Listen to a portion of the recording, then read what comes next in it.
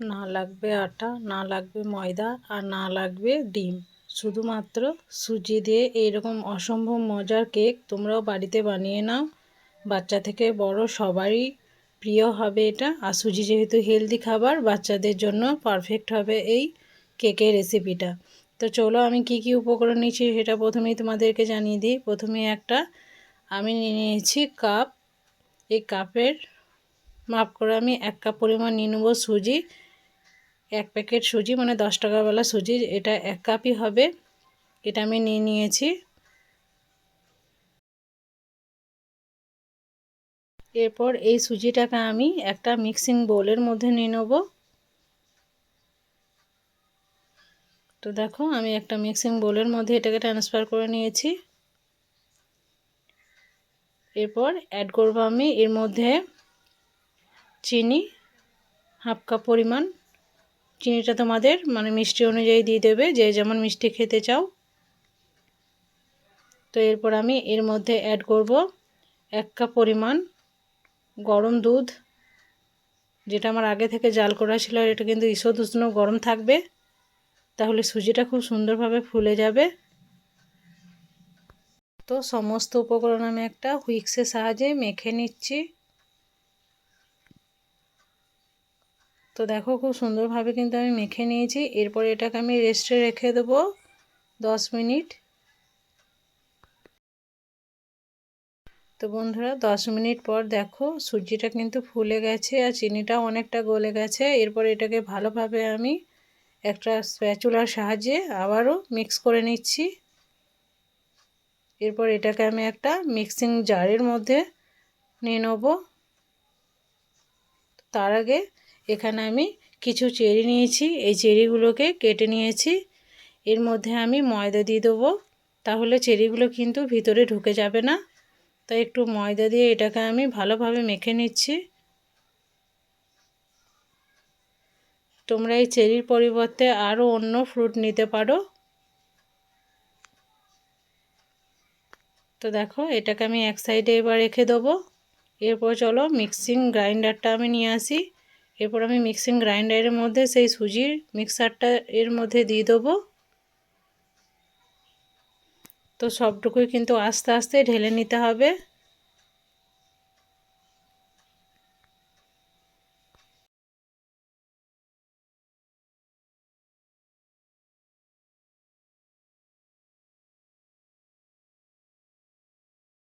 তো দেখো আমি সবটুকুই কিন্তু নিয়ে নিয়েছি। এর মধ্যে অ্যাড করব 1/2 কাপ পরিমাণ কাস্টার্ড পাউডার। এর স্বাদটা কিন্তু দ্বিগুণ হবে এটা দিলে। এর পরিবর্তে মিল্ক পাউডার তোমরা অ্যাড করতে পারো।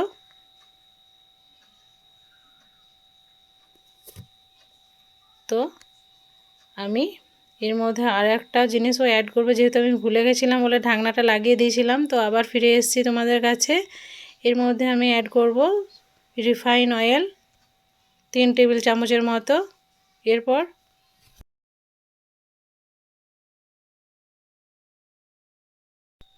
এটাকে গ্রাইন্ড করে নিয়েছি। দেখো পেস্টটা ঠিক এই রকম হবে, একদম স্মুথ হয়ে যাবে। তো তোমাদেরকে দেখাচ্ছি, দেখো ঠিক এই রকম হতে হবে। তো যদি একটু ঘন মনে হয় তাহলে দুধ দিয়ে দিতে পারো। তো আমি এটাকে একটা মিক্সিং বোলের মধ্যে ট্রান্সফার করে নেব।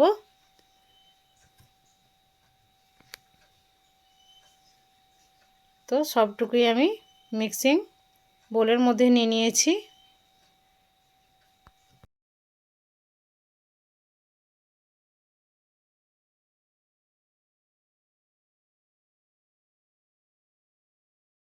তো এরপর চলো এর মধ্যে আরও কিছু উপকরণ আমার লাগবে। এখানে দিয়ে দেবো 1/2 চামচের মতো বেকিং পাউডার, আর দিয়ে দেবো 1/2 চামচের মতো বেকিং সোডা।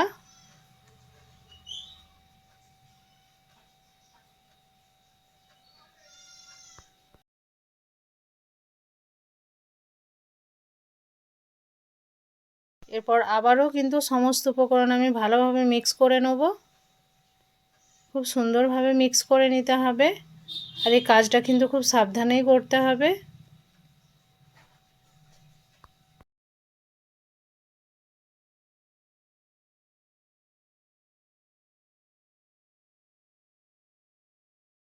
খুব সুন্দরভাবে মিক্স করতে করতে আমার মনে হচ্ছে একটু ঘন লাগছে, তার জন্য আমি আরও কিছুটা পরিমাণ দুধ এর মধ্যে অ্যাড করে দেবো।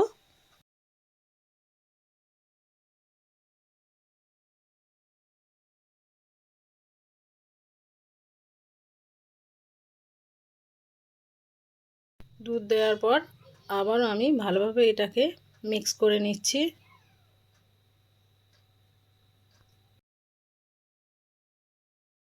এরপর আমি অ্যাড করব সেই চেরিগুলোকে, যেটা আমি ময়দার মধ্যে কোট করে রেখেছিলাম।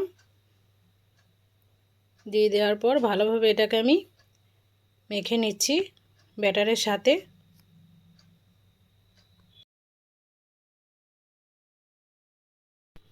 তো এটা আমার রেডি হয়ে গেছে ব্যাটারটা। এরপর আমি কেক টিনটা রেডি করব। এইরকম একটা কেক টিন আমি নিয়ে নিয়েছি। এরপর এই কেক টিনের মধ্যে আমি তেল ব্রাশ করে দেবো। এটাকে এক সাইডে রেখে দিলাম ব্যাটারটাকে। এরপর ভালোভাবে আমি তেল ব্রাশ করছি চারি সাইডে। আর এর মাপেই আমি বাটার পেপার কেটে নেব।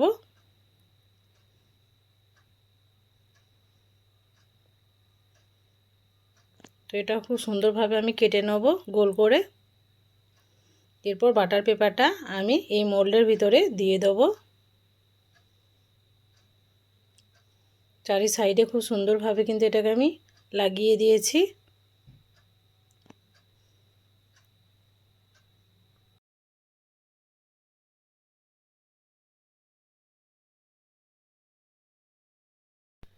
এরপর আরও একবার আমি তেলটাকে ব্রাশ করে দিচ্ছি বাটার পেপারের ওপরে। এরপর আস্তে আস্তে আমি সেই ব্যাটারটাকে এর মধ্যে দিয়ে দেবো। তো খুব সুন্দরভাবে কিন্তু ব্যাটারটা আমার রেডি হয়ে গেছে। আস্তে আস্তে সবটুকুই আমি দিয়ে দেবো এই কেক টিনের ভিতরে। এরপর এটাকে আমি একটু ড্যাব করে নেব যাতে এর ভিতরে কোনো বাবলস না থাকে।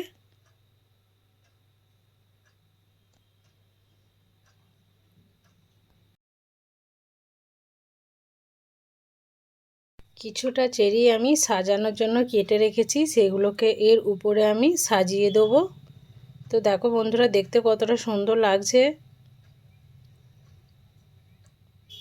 তো সবটুকুই আমি সাজিয়ে দেবো। এবার চলো গ্যাস ওভেনের কাছে চলে যাই। গ্যাস ওভেনে আমি একটা প্রেসার কুকার চাপিয়ে দিয়েছি, এটা ফ্রি হিট হয়ে গেছে। এরপর আমি এর ভিতরে একটা স্ট্যান্ড দিয়ে দেবো।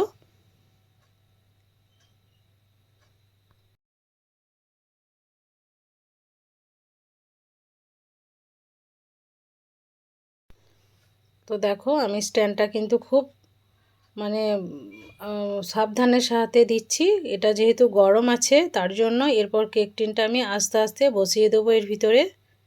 শুধুমাত্র এটা 40 মিনিট বেক করলেই কিন্তু কেকটা রেডি হয়ে যাবে। তো চলো এবার বেক করে নিই। এটাকে ঢাকা দিয়ে রেখে দিই। আমি এর সিটি ও রাবারটা খুলে নিয়েছি। এরপর এটাকে আমি 45 মিনিট বেক করে নেব। তো বন্ধুরা, এবার কেকটা আমার রেডি হয়ে গেছে। দেখো কতটা সুন্দর হয়েছে, একদম পারফেক্ট রেডি হয়েছে। তো একবার এটাকে আমি চেক করে নেব। তো একদম পারফেক্ট হয়েছে। এবার এটাকে নামিয়ে চলো আমি সার্ভ করে তোমাদেরকে দেখাচ্ছি। এটা ঠান্ডা করে নেব। ঠান্ডা করার পর একটা ছুরির সাহায্যে চারি সাইডটা আমি কেটে নেব। এতে খুব সুন্দরভাবে কিন্তু মোল্ড আউট হয়ে যাবে। তো দেখো আমি ছুরির সাহায্যে চারি সাইড কেটে নিচ্ছি, মানে ছাড়িয়ে নিচ্ছি আস্তে আস্তে।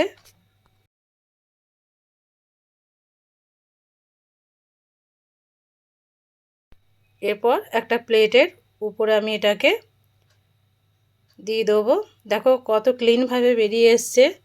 এরপর আমি বাটার পেপারটাকে সরিয়ে নিচ্ছি।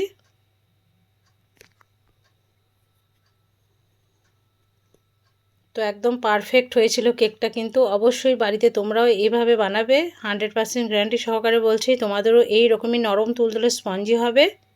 বাচ্চা থেকে বড় সবারই প্রিয় হবে এটা। তো দেখো ডিম ছাড়া যে এত সুন্দর কেক তৈরি হয়, না দেখলে কিন্তু বিশ্বাসই হতো না। তো দেখেই বুঝতে পারলে আমি কত সহজ পদ্ধতিতে তোমাদেরকে দেখালাম। তো দেখো বন্ধুরা, আমি কেটে দেখাচ্ছি, একদম স্পঞ্জি নরম তুলতুলে তুলোর মতো। একদম পুরো বেক হয়ে গেছে। আর দেখো চেরিগুলো একদম উপরেই আছে, ভিতরে কিন্তু ঢুকে যায়নি। তো দেখো, দেখেই বুঝতে পারছো একদম নরম তুলতুলে তুলোর মতো। তো আজকের রেসিপিটা তোমাদেরকে কেমন লেগেছে সেটা অবশ্যই আমাকে কমেন্টের মাধ্যমে জানাবে। তার আগে ভিডিওটাকে ফুল ওয়াচ করবে, চ্যানেলটাকে অতি অবশ্যই সাবস্ক্রাইব করবে, আমার পাশে থাকবে, আমাকে সাপোর্ট করবে। আর এর পরবর্তী ভিডিও তোমরা কী দেখতে চাও সেটা অবশ্যই কমেন্টের মাধ্যমে আমাকে জানাবে। তো দেখো আমি ভেঙে দেখাচ্ছি, একদম স্পঞ্জি। তো আজকের মতো বিদায় নিচ্ছি। ভালো থাকবে, সুস্থ থাকবে, পরবর্তী ভিডিওর জন্য অবশ্যই কিন্তু অপেক্ষা করবে।